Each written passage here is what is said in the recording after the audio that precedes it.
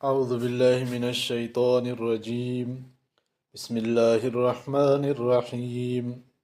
لقد ارسلنا نوحا الى قومه فقال یا قوم اعبدوا اللہ ما لکم من الہ غیرہ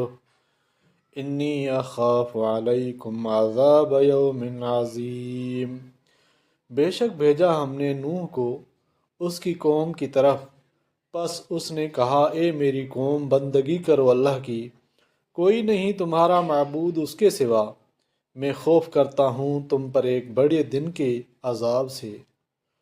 خلاصہ تفسیر، ہم نے نوح علیہ السلام کو پیغمبر بنا کر ان کی قوم کی طرف بھیجا،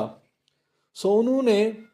اس قوم سے فرمایا کہ اے میری قوم، تم صرف اللہ کی عبادت کرو، اس کے سوا کی کوئی تمہارا معبود ہونے کے قابل نہیں، اور بتوں کی پرستش چھوڑ دو جن کا نام سورہ نوح میں ہے، ود اور سوا اور یغوث اور یعوق و نصر۔ مجھ کو تمہارے لیے در صورت میرا کہنا نہ ماننے کے ایک بڑے سخت دن کے عذاب کا اندیشہ ہے، کہ وہ یوم قیامت ہے یا یوم طوفان۔ ان کی قوم کے آبرودار لوگوں نے کہا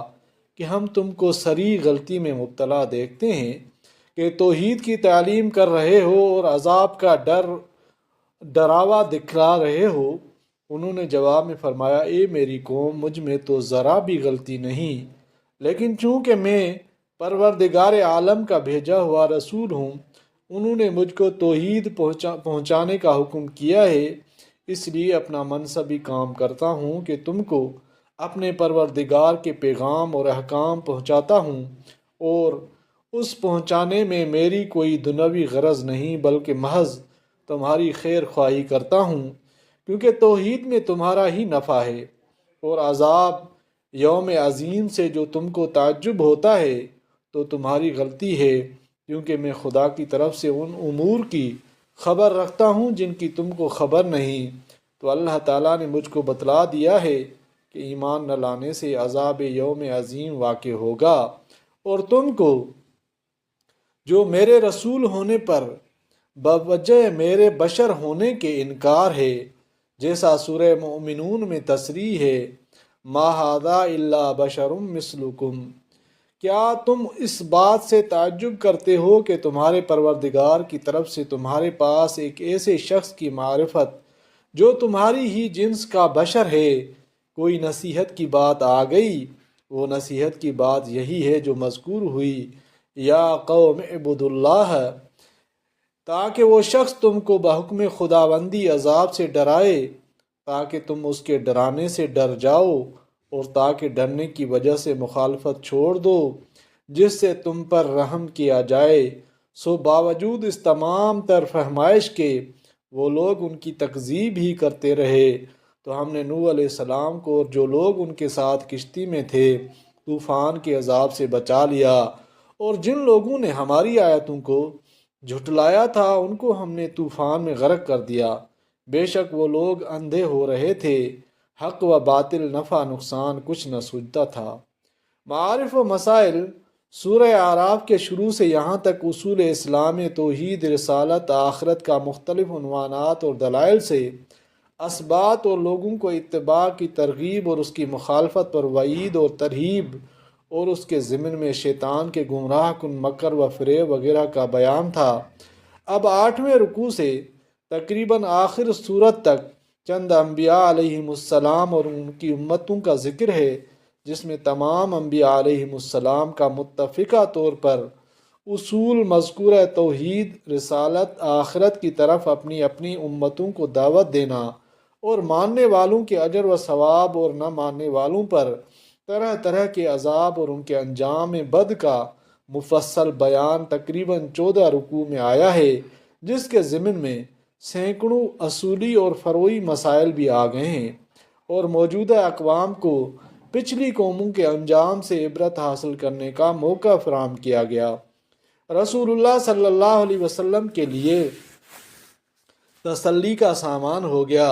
کہ پہلے سب رسولوں کے ساتھ ایسے ہی معاملات ہوتے رہے ہیں۔ آیات مذکورہ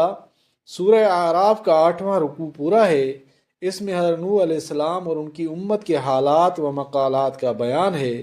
سلسلہ انبیاء میں سب سے پہلے ہی اگرچہ آدم علیہ السلام ہیں، لیکن ان کے زمانے میں کفر و ضلالت کا مقابلہ نہ تھا۔ ان کی شریعت میں زیادہ تر احکام بھی زمین کی آباد کاری اور انسانی ضرورت کے متعلق تھے۔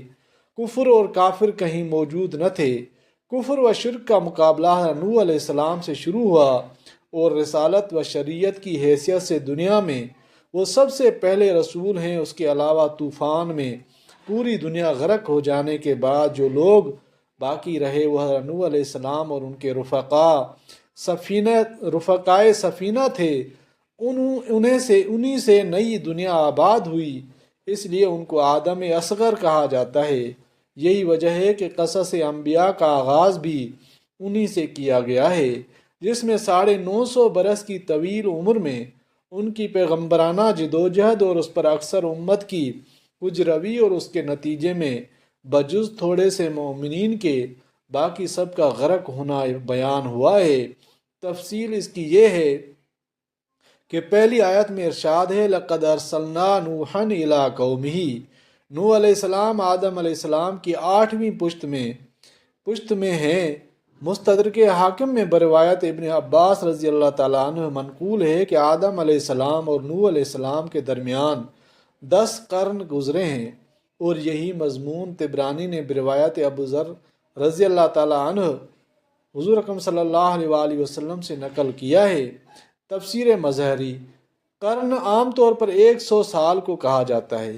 اس لیے ان دونوں کے درمیان اس روایت کے مطابق 1000 سال کا عرصہ ہو گیا۔ ابن جریر نے نقل کیا ہے کہ نوح علیہ السلام کی ولادت آدم علیہ السلام کی وفات سے 826 سال بعد ہوئی ہے، اور بتصریح قرآن ان کی عمر 950 سال ہوئی، اور آدم علیہ السلام کی عمر کے متعلق ایک حدیث میں ہے کہ 40 کم 1000 سال ہے۔ اس طرح آدم علیہ السلام کی پیدائش سے نوح علیہ السلام کی وفات تک کل 2856 سال ہو جاتے ہیں۔ نوح علیہ السلام کا اصلی نام شاکر اور بعض روایات میں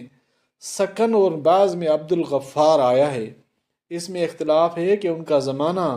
ادریس علیہ السلام سے پہلے ہے یا بعد میں۔ اکثر صحابہ کا قول یہ ہے کہ نوح علیہ السلام ادریس علیہ السلام سے پہلے ہیں۔ مستدرک حاکم میں بروایت ابن عباس رضی اللہ تعالیٰ عنہ منقول ہے کہ رسول اللہ صلی اللہ علیہ وسلم نے فرمایا کہ نوح علیہ السلام کو 40 سال کی عمر میں نبوت عطا ہوئی، اور طوفان کے بعد 60 سال زندہ رہے۔ آیت قرآن لَقَدْ أَرْسَلْنَا نُوحًا إِلَىٰ قَوْمِهِ سے ثابت ہے کہ نوح علیہ السلام کی بعثت و نبوت صرف اپنی قوم کے لیے تھی، ساری دنیا کے لیے عام نہ تھی، اور ان کی قوم عراق میں آباد، بظاہر مہذب مگر شرک میں مبتلا تھی۔ نوح علیہ السلام نے اپنی قوم کو جو دعوت دی وہ یہ تھی